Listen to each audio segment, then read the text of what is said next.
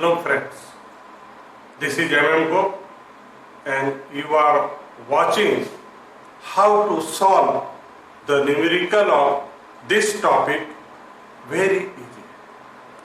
Today's topic is accounting treatment of revaluation of assets and liabilities.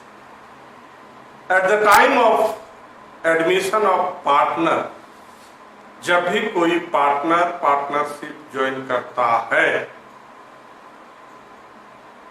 तो वहां पर एक अकाउंटिंग ट्रीटमेंट एसेट और लायबिलिटी का होना बहुत ही जरूरी है।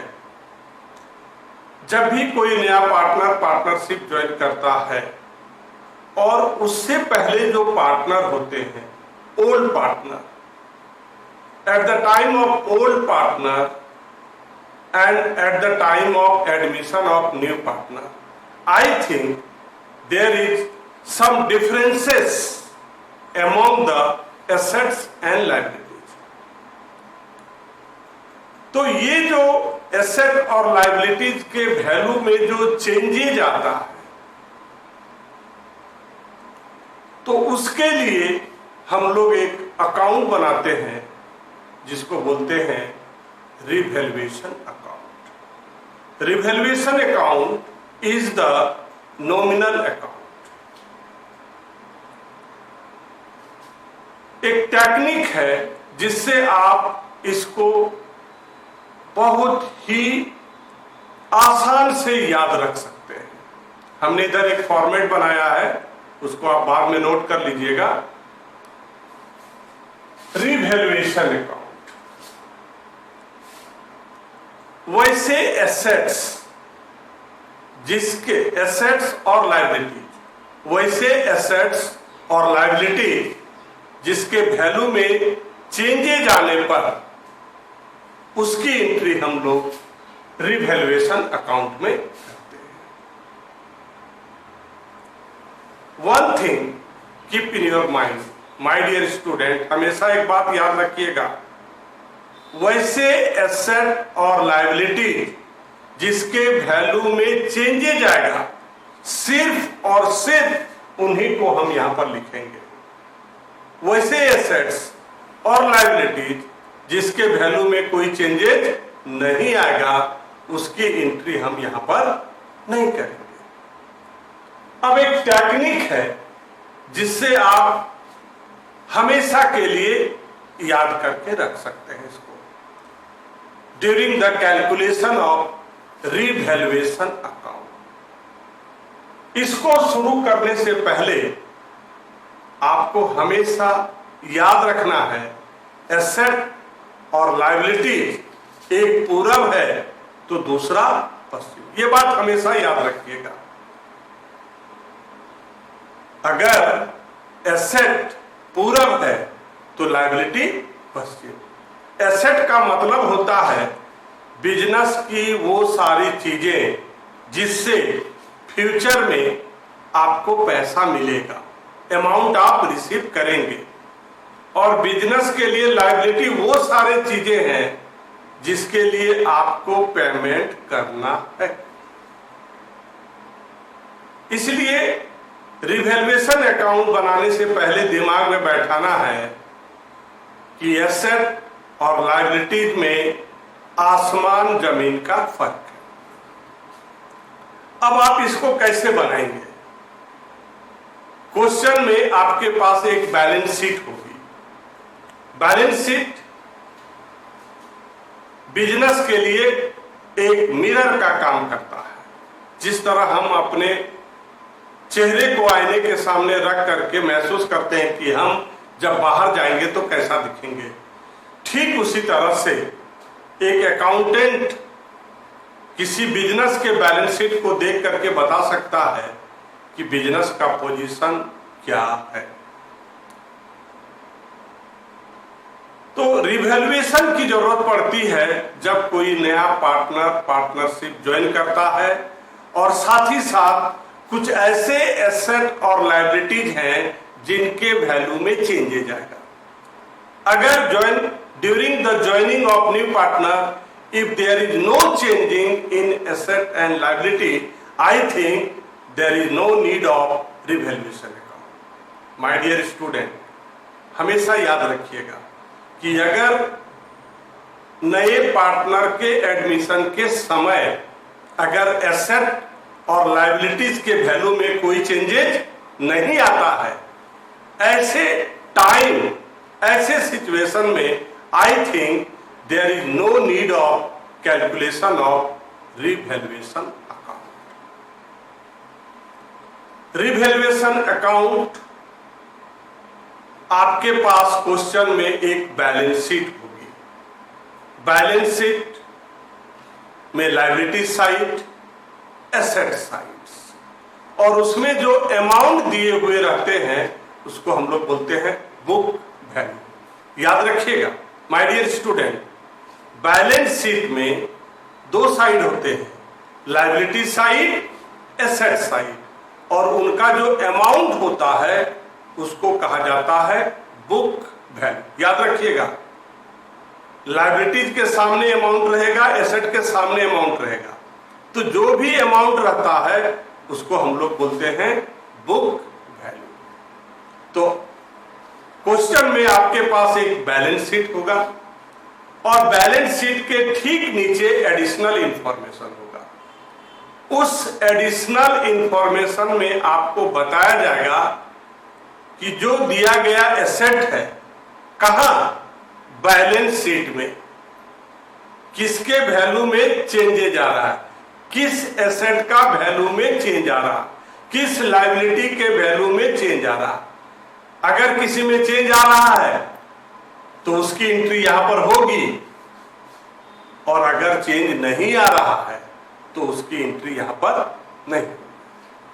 तो इसको याद रखने का एक सिंपल सा तरीका है, सिर्फ एक आपको याद रखना है कि जब एसेट का वैल्यू डिक्रीज होगा तो रिवैल्यूएशन अकाउंट के डेबिट साइड में लिखेंगे to decrease in the value of assets.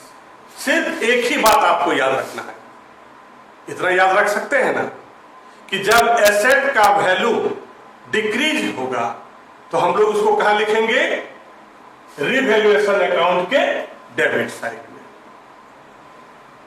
अब आप जानते हैं अच्छी तरह से, अगर डेबिट साइड में एसेट डिक्रीज होने पर लिखते हैं तो अगर इंक्रीज होगा तो कहां लिखेंगे, निश्चित रूप से वो तो इस साइड में होगा नहीं, क्योंकि जगह तो पहले से ही ये छेक के रख लिया कि जब एसेट के वैल्यू में डिक्रीज होगा तो उसको डेबिट साइड में लिखेंगे.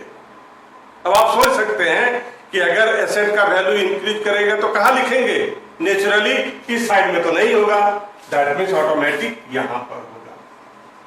Bye increase in the value of assets. Clear? आपको क्या याद रखना है, to decrease in the value of asset. ये कहां होता है, डेबिट साइड में. और अगर एसेट इंक्रीज करेगा तो निश्चित रूप से डेबिट साइड में तो होगा नहीं, क्योंकि ये जगह तो एसेट के लिए भर गया है, तो आपको कहां लिखना पड़ेगा, क्रेडिट साइड में. थोड़ी देर पहले हमने आपको बताया था एसेट और लायबिलिटीज एक दूसरे का जानी दुश्मन है, एक पूरब है तो एक पश्चिम, एक आकाश है तो एक पाताल. यहां आप क्या देख रहे हैं, एसेट का वैल्यू डिक्रीज हो रहा है, मतलब अगर यहां लायबिलिटी होगी तो क्या होगा, इंक्रीज होगा. Increase in the value of, अगर रिवैल्यूएशन के डेबिट साइड में एसेट डिक्रीज करता है तो लायबिलिटी क्या करेगा, इंक्रीज करेगा. और अगर लायबिलिटी यहां इंक्रीज करता है तो इधर क्या करेगा, डिक्रीज करेगा.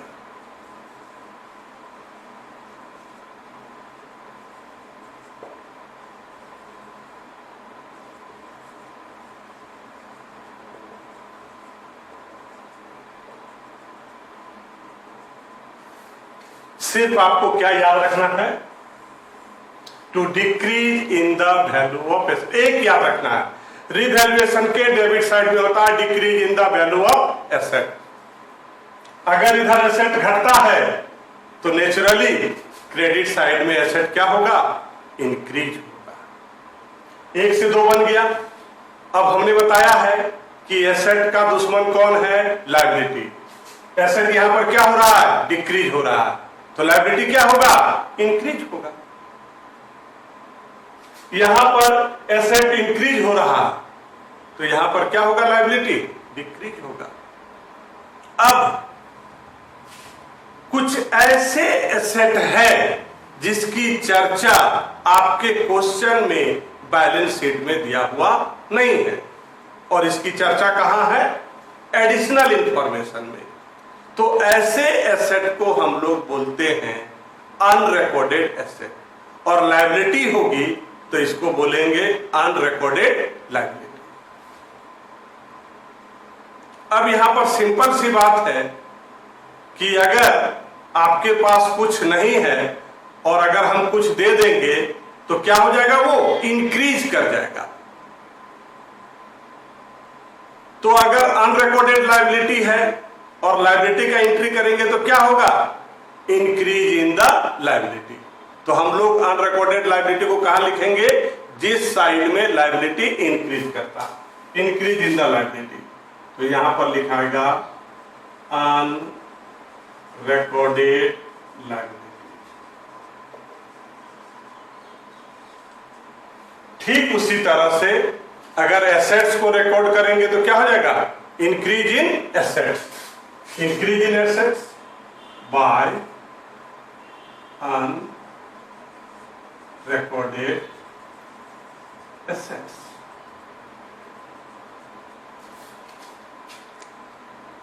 अब दोनों तरफ ऐड करेंगे। एग्जाम्पल, जब हम इस साइड को ऐड किए तो 1 लाख आया, और इस साइड को ऐड किए तो कितना आया, 80,000 आया। तो दोनों में से जो स्ट्रॉन्ग है, यू मीन 1 लाख, तो हम लोग 1 लाख को दोनों तरफ लिखेंगे।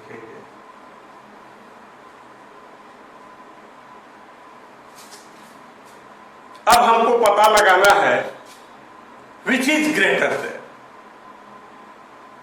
अगर क्रेडिट साइड अधिक होगा और डेबिट साइड कम होगा, ऐसे सिचुएशन में प्रॉफिट होता है। याद रखना माय डियर स्टूडेंट, इसको याद रखिए। If credit side is more than debit side, there will be profit, और प्रॉफिट होगा तो हम क्या करेंगे, पार्टनरों के बीच बांट देंगे। कौन से partner, old partner.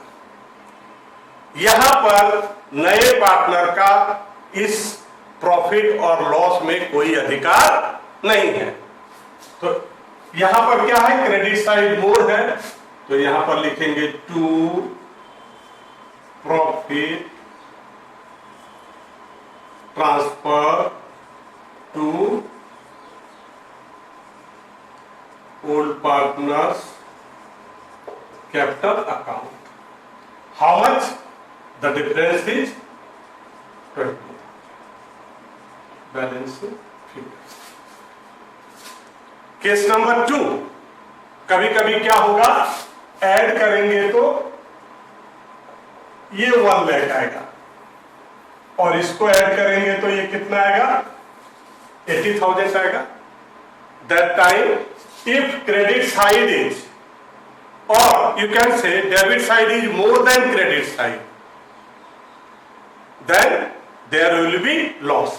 That time इसको हम लोग यहां ना लिख करके यहां पर लिखेंगे by loss transfer to partners capital account. How much amount? 20,000.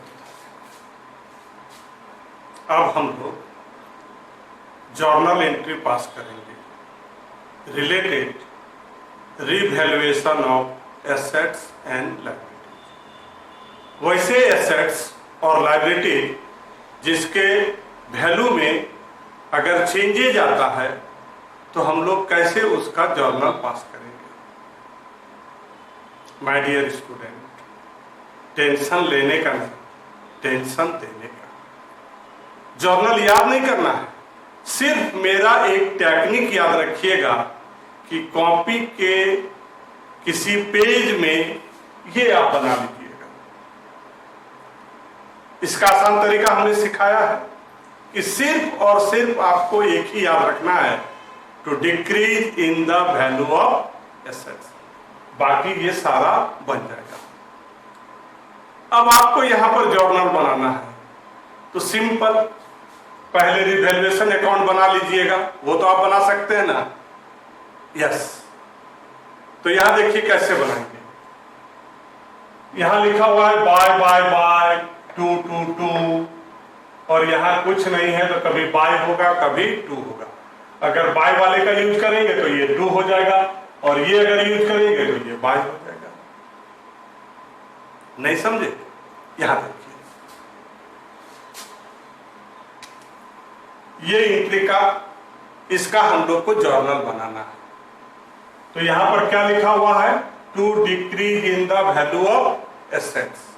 ठीक है, इसका मतलब क्या हुआ कि जब कभी आपको पता चलेगा कि एसेट का वैल्यू घट रहा है, तो उस एसेट का नाम यहां पर लिखिएगा, और जितना वैल्यू घट रहा है उसको यहां पर लिखिएगा। इसका आपको जर्नल बनाना है। तो decrease in the value of assets, यहां पर आप देखिए, यहां पर decrease in the value of asset, यहां पर 2 में है, तो 2 में हम लोग क्या लिखेंगे? To assets account. क्या लिखेंगे? To assets account. और खाली जगह क्या है? ऊपर वाला है। तो क्या बोले हैं? अगर 2 यहां पर हम यहां से यहां लेते आए एसेट का, टू एसेट अकाउंट, तो जगह क्या चीज का बच गया? डेबिट साइड का। तो डेबिट में क्या लिखाएगा? Revaluation account. Revaluation account debit to assets account, decrease in the value of assets. ये बन गया। अब आप इसको चाहते हैं, ये बाय में है, मतलब इसको कहां लिखना पड़ेगा? डेबिट में। जब एसेट का वैल्यू इंक्रीज करेगा तो एसेट को कहां लिखेंगे? बाय है मतलब डेबिट में लिखेंगे। तो यहां देखिए लिखना है असेट्स अकाउंट डेबिट, और खाली जगह को भरिए। तो खाली जगह में क्या लिखाएगा? Revaluation account. अगर आप इसका इस्तेमाल करते हैं बाय का, तो यहां 2 लिखाएगा। अगर 2 का इस्तेमाल करते हैं तो बाय लिखाएगा। तो ये भी हो गया आपका। नेक्स्ट है यहां पर to increase in the value of liabilities. जब लायबिलिटीज का वैल्यू इंक्रीज कर रहा है, तब आप जर्नल क्या पास करेंगे? टू लायबिलिटी अकाउंट, यहां पर देखिए लिखा हुआ है टू लायबिलिटी अकाउंट, और जो ब्लैंक्स है और जो एक बच जाएगा, कभी डेबिट बचेगा कभी क्रेडिट बचेगा, तो खाली जगह में क्या लिखना है? रिवैल्यूएशन अकाउंट लिखना है। एक तो हम यहां से लेंगे, और दूसरा जो खाली जगह रहेगा वहां क्या लिखेंगे? Revaluation account.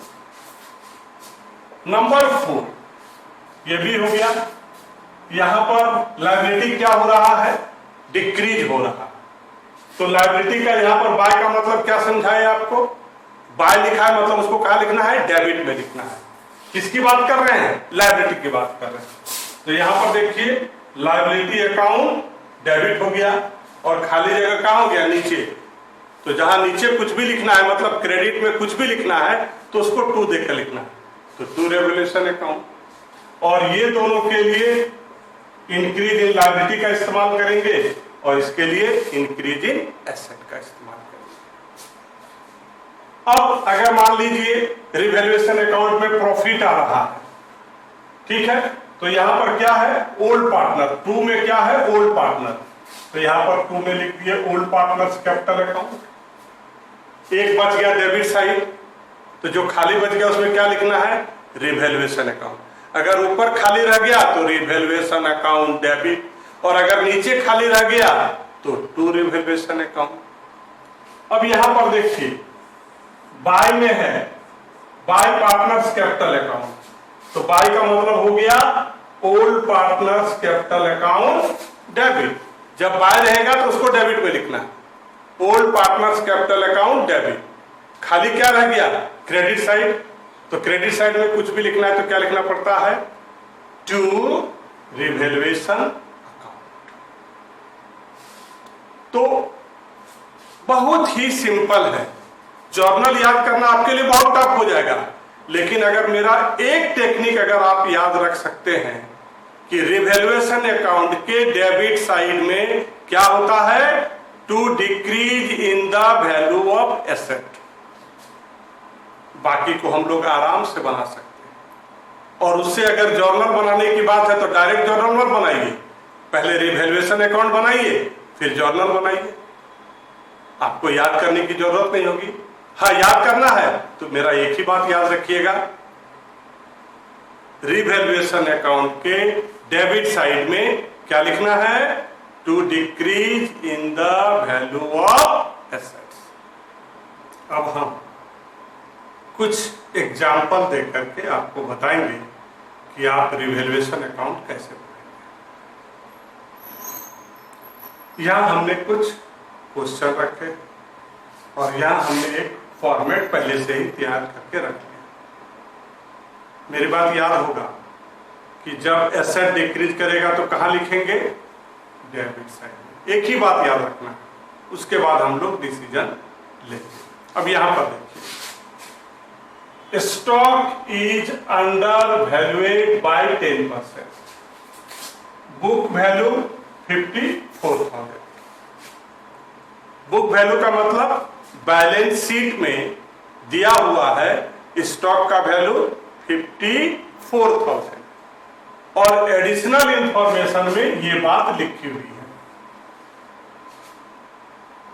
बुक वैल्यू का मतलब बैलेंस शीट में दिया हुआ है, बैलेंस शीट में एसेट का वैल्यू 54,000 और एडिशनल इंफॉर्मेशन में लिखा हुआ है stock is undervalued by 10%। मतलब अभी जो वैल्यू है, ये जो बैलेंस शीट में वैल्यू है और जो वैल्यू होगा उससे कम है, अंडर, याद रखिएगा। अभी जो नया वैल्यू होगा, स्टॉक का जो नया वैल्यू होगा और अभी जो वैल्यू है वो अंडर है कि ओवर है, अंडर है, साफ लिखा हुआ है अंडर है।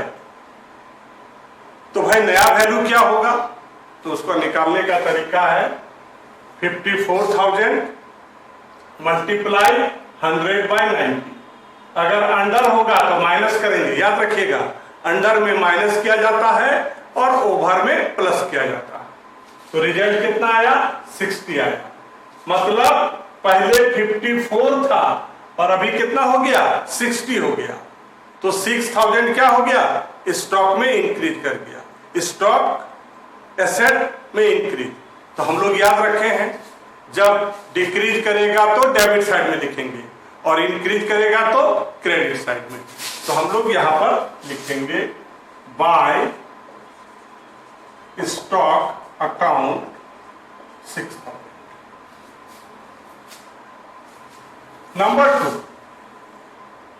बैलेंस शीट में एसेट का वैल्यू 66,000, अभी ओवर वैल्यूएड है।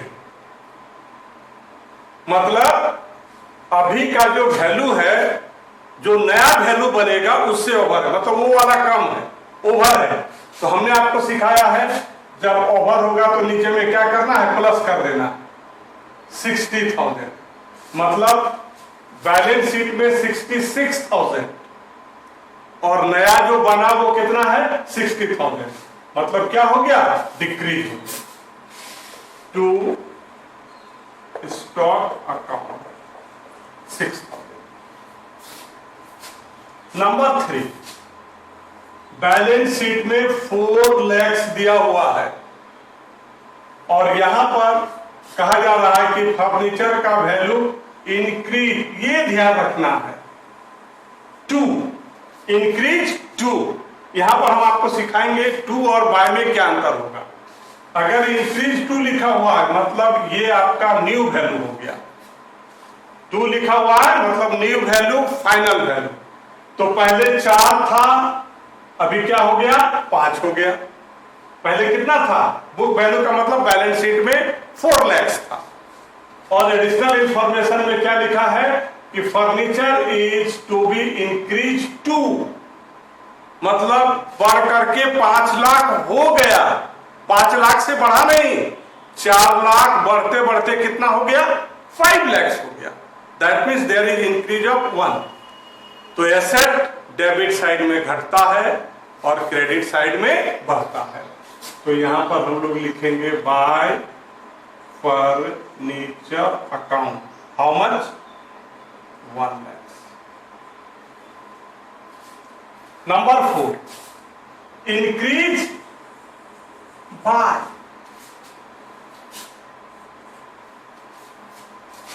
बैलेंस शीट में फर्नीचर का वैल्यू 4 लाख और क्या बोला? 5 लाख से बढ़ गया। दैट मीन्स चेंज कितने का हुआ? 5 लाख का। चेंज कितने का हुआ? 5 लाख का हुआ। 5 लाख से बढ़ गया। दैट मीन्स नया जो हम एसेट में लिखेंगे वो 4 lakh plus 5 lakh equal to 9 lakh. तो ध्यान रखिएगा, 2 और बाय में समझ। 2 का मतलब फाइनल वैल्यू, 2 का मतलब फाइनल वैल्यू नॉट चेंजिंग, और बाय का मतलब चेंजिंग। तो कितने का चेंज आया? Increase by 5 lakh. Bye furniture is 5 lakh. याद रखिएगा 2 और बाय में कितना अंतर है। 2 का मतलब फाइनल वैल्यू और बाय का मतलब चेंज हो रहा है। यहां पर 5 लाख का चेंज हो रहा है और यहां पर 5 लाख चेंज नहीं हो रहा है। 5 lakh is the new value, old value 4 lakh, new value.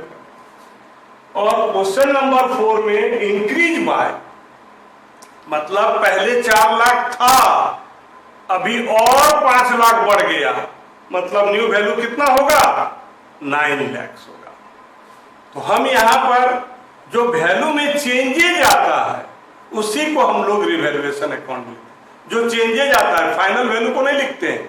जो चेंज आएगा, बदलाव आएगा, पहले कितना था अभी कितना हो गया। नंबर 5, अब कोई हमसे 20,000 का क्लेम किया, ठीक है। A liability for claim included in creditor 20 settle at 16,000। तो 20 में अगर 16 ये हो गया तो क्या हो गया? हमारा 4,000 का क्या हो गया? डिक्रीज हो गया। तो डिक्रीज, एसेट इधर इंक्रीज करता है, उधर क्या होगा? Decrease by creditor. How much amount? 4,000। Next is, हम लोग किसी से 14,000 पैसा पा रहे थे। Debtor a person whom sells goods on credit. लेकिन क्या हुआ? वो कंप्लीट वो पैसा दैट ईयर ही हैज नॉट पेड, बैड डेब्ट हो गया। और नेक्स्ट ईयर 40 के बदले कितना दे रहा है? 30 दे रहा है। तो मेरा डूबा हुआ पैसा आ गया। दैट मीन्स एसेट में क्या हो गया? इंक्रीज हो गया। तो यहां पर by bad debts recover.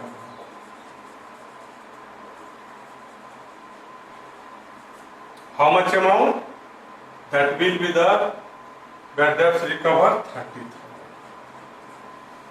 Now add this one, 5, 6 lakhs 40,000. It is also 6 lakhs 40,000.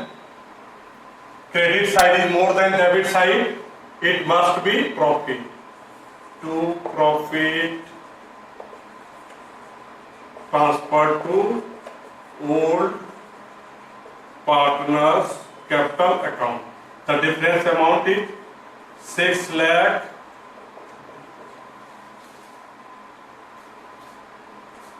तो आप हमसे पढ़ रहे थे accounting treatment of revaluation. Thank you.